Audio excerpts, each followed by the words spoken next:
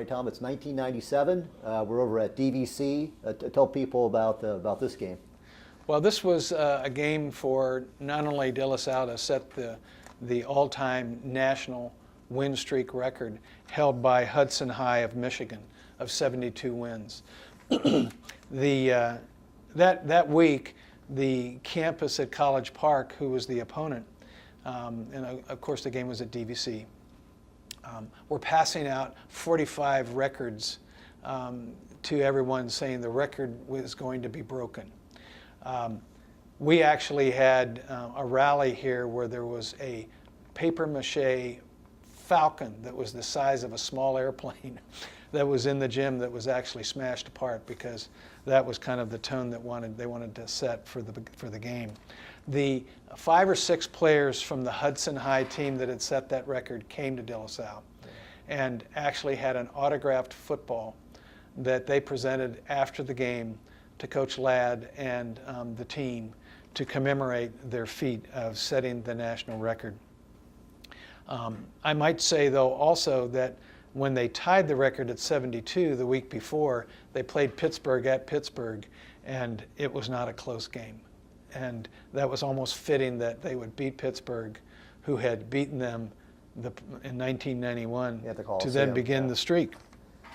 So with that said, in 1998, I have a couple of memories here that I want to share with you that I think are really important and kind of humorous at the same time. And actually right now also is I can participate more because this is when I was taping the game. So I remember this bit. Go ahead. Yeah.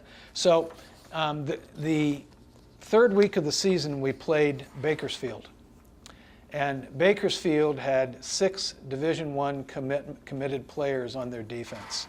And as anyone who follows high school football in California knows, Bakersfield is a historical program. I mean, they have had, I think they may have won more games in their lifetime as a high school than any other school in the state. They were really good.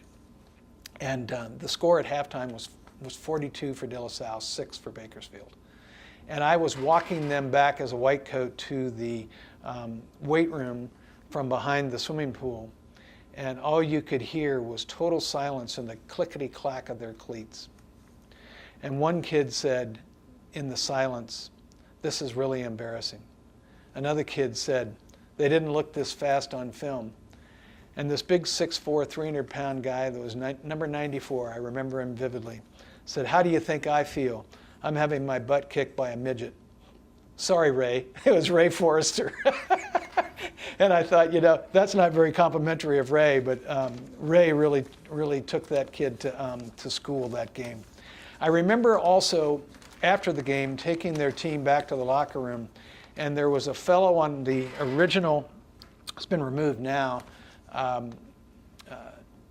telephone booth. It was an open telephone booth over by the breezeway down at the end of the weight room. And I heard this fellow on the phone as I was opening up the breezeway for the Bakersfield kids to use the restroom in the gym. And he was a Mater Dei fellow. And he was talking to someone at Mater Dei saying, "These kids are really fast, and there's not an ounce of fat on any of them. You're really going to have to contend with a well-conditioned team." And I wanted to go over and say, "Thank you," but I didn't.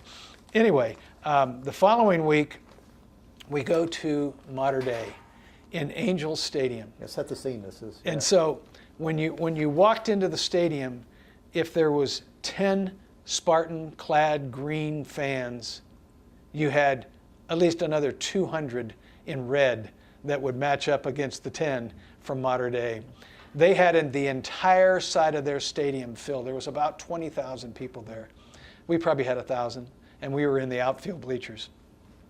They had this program, which Brian has, and the cover said "The Reckoning." Yeah, let me see. Hold on a second. And I think that this is how they felt this game was of utmost importance to them being able to show, as Ladd has even said, how we play football in Southern California.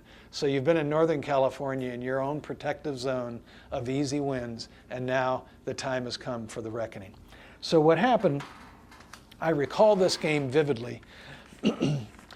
We went up 21-0. There was a play when we had fielded a punt deep in our own end of the field. It was inside the 10-yard line. There was a handoff to DJ, and it was not a great handoff, and it bounced off his shoulder pad, and Matt Grudegood, one of the best high school football players I've ever seen, recovered it out around the 10-yard line. After about 2 plays, Mater Dei scored, so it's 21-7. And I thought to myself, okay, they have some life. Well, in the second half, they started throwing the ball deep.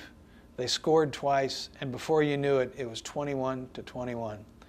And my heart was in my throat. I thought, is this really it?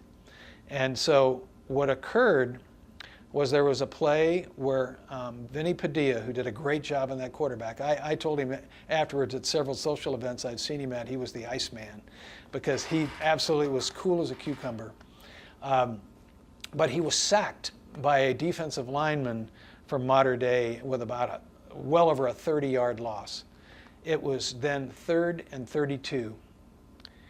And from what I gather, there was a trap play called by Coach Ladd, but the play was stuffed at the line of scrimmage. And the ball carrier was one of our finest running backs ever, Atari Callan, who spun around over to his left, and there was one Mater Dei player in his way right off the line of scrimmage, and Jesse Rodriguez took this linebacker completely out of the play with a fantastic block. That linebacker went on to start at Oregon. And here goes Atari down the sidelines, and I looked at this in almost disbelief that it was a running play, not a pass play. And here goes our back running down the Mater Dei sidelines.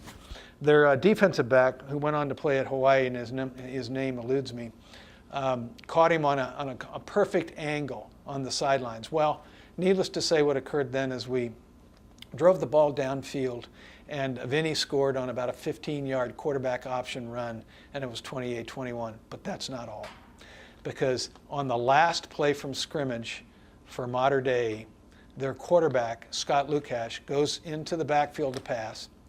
One of our corners had fallen down, and their wide receiver was wide open running down the middle of the field. But to save the day, Chris Hesse, from his defensive end position, comes from the blind side, sacks Lukash.